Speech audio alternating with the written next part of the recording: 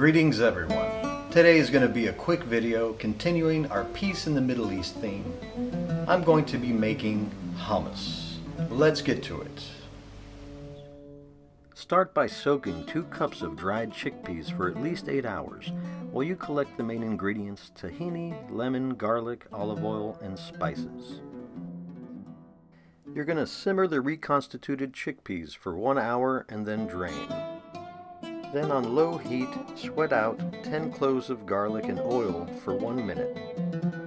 In a food processor, add all the ingredients: lime juice, some of the chickpea water, sauteed garlic, salt, pepper, cumin, paprika, about 4 to 7 tablespoons of tahini to taste.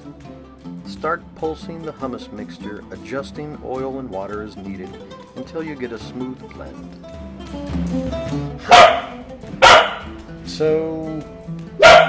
Just a second. Ozzy, come on.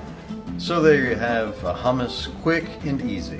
Tonight I'm going to finish off with a Glenfiddich 15-year-old and an Undercrown Sun-Grown. Keep cooking until next time.